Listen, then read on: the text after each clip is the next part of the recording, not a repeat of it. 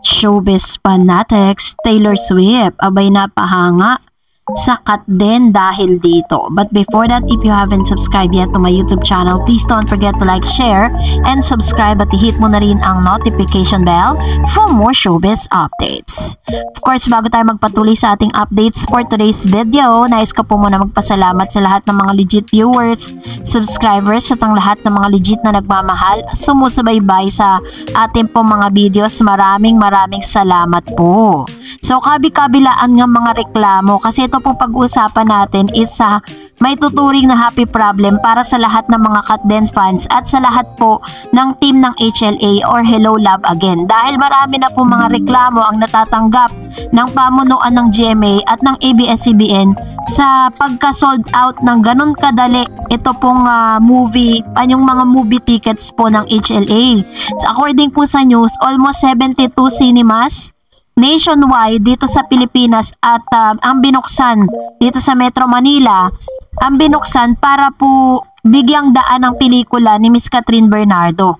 So, sabi nga po ng isang nag-comment si Mr. Renato, sabi niya, going back to HLA movie, I was shook when I heard sa news on SM Cinema na nabasa ko sa X, meron na pre-selling tickets last Friday. So, online, I check sa SM Ticketnet and totoo meron nga pwede magpa-reserve. So, I grabbed that opportunity and I'm lucky na pasama ako sa first 100 na nakabook. 15 tickets yung binili ko for premiere night and binayaran ko through bank transfer. A few hours pass by, yung mga relatives namin sa Pinas. Ito po si Mr. Renato is manggagaling pa po siya ng Canada. So, uuwi po siya ng Pilipinas just to watch that movie. So, ganun po ka-supportive, ano? Ibig sabihin, talagang marami talaga tayong mga kababayan from Canada. Ang bababa or from other country, bababa pa ng Pilipinas para lang makapanood nito. Sabi niya, pahirapan na makapasok sa website. Ganon katindi ang impact ng HLA. Madami pa namang ticket pero karamihan doon 16 and 17 or hindi weekend.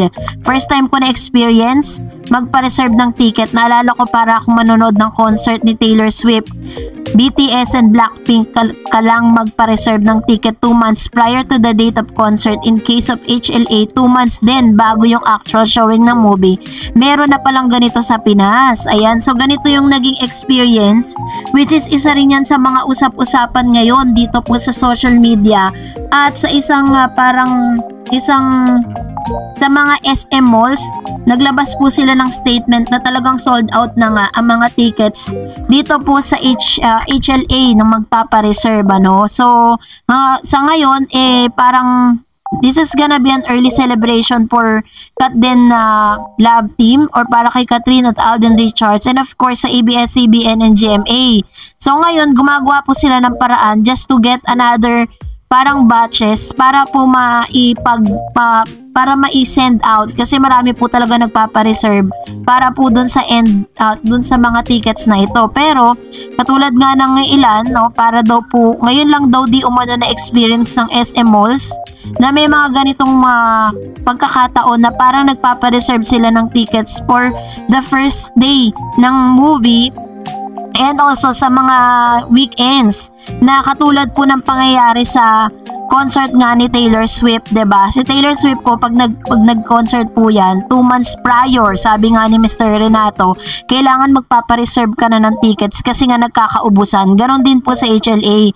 Kaya naman talagang kinakalampag ngayon ng ilang mga Katden fans ito pong itong ABS-CBN at GMA7 na dapat magkaroon pa sila ng another batches dahil isa rin sa mga problemang nai-encounter nila dahil po sa mga parang sa sobrang dami pumapasok sa website halos hindi na po talaga ma-accommodate ang lahat. Kaya nagre-request po sana na dapat is mas marami, no, pwede kang bumili. Ang nagiging problema lang kasi parang may mga nag-hoard. Yung nag-hoard po sila at sana lang wag pong gawin na parang bibili ka ng marami tas ibebenta mo ng mas mataas. So pwede nyo pong i-report yan kasi bawal po yun. Isa rin po yan sa mga ipinagbabawal kasi may mga gumagawa po kasi ng ganyan eh. Katulad meron pong isang report na parang bumili siya ng napakaraming tickets.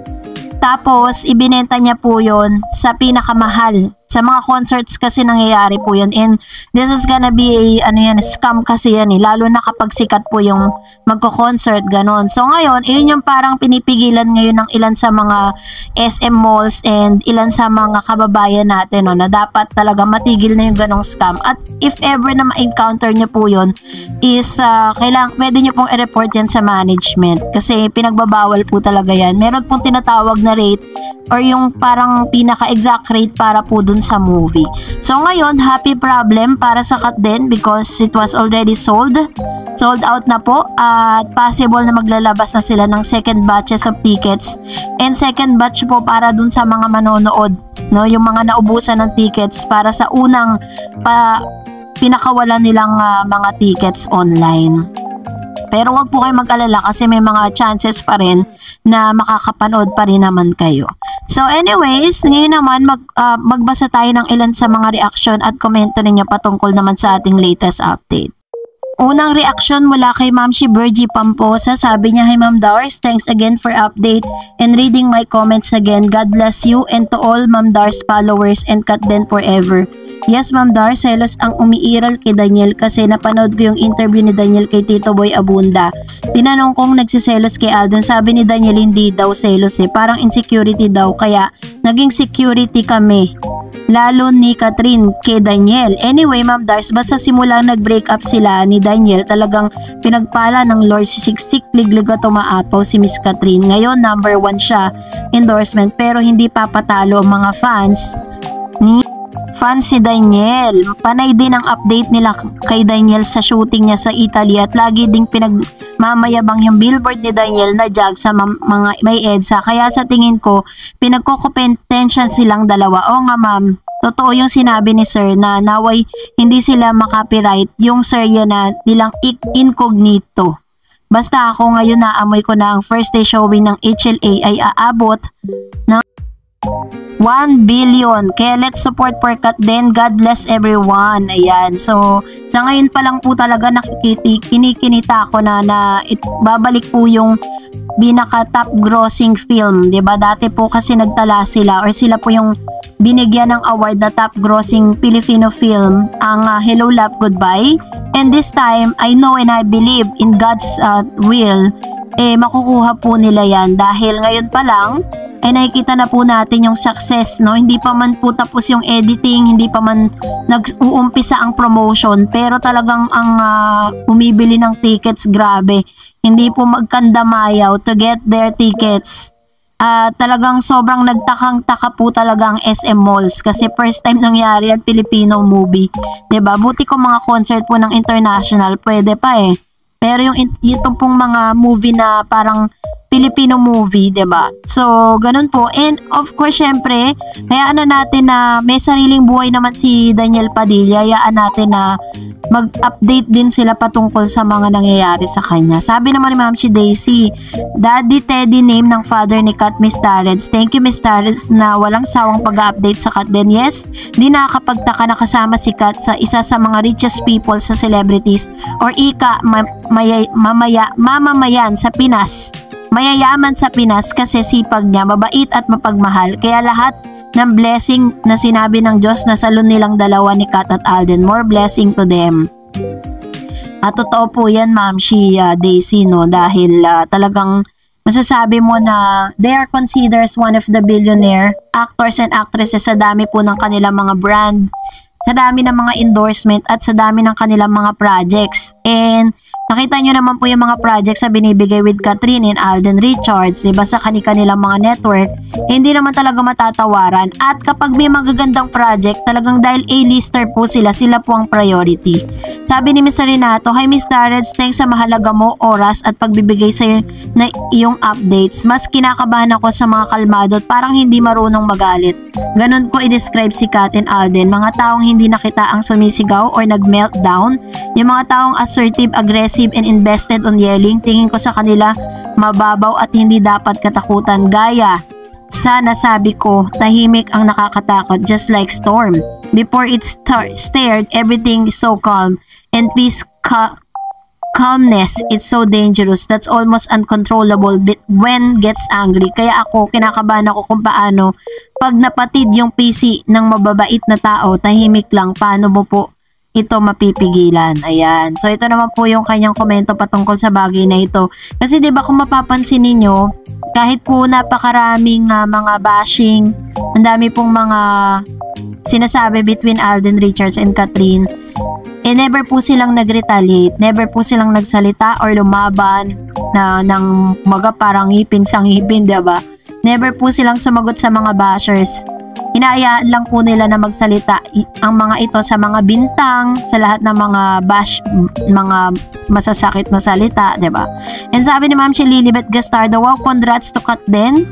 Dami talagang endorsement, both Katden. Thanks Miss Darreds for the updates nila. We really love Katden. Wala pa kami whatever they say about them. Sabi ni Ma'am si Mirna Dalus, hi Ma'am Darreds, I'm 63 years old at isa na ako sa milyong-milyon na tagahanga ng Katden. Pati na rin ikaw. Avid fan mo ako. Salamat sa mga updates ng Katden. Love you. Ayan. Thank you Ma'am Shimirna sa inyo pong komento. Yan, stay put ka lang, no? Chill. Sabi ni Ma'am si Raquel Bersosa, God bless more and Catherine Alden. Hashtag hello love again. Hashtag pulang araw. Hashtag Katden. And also, Ma'am si Maria Vivienne Rino.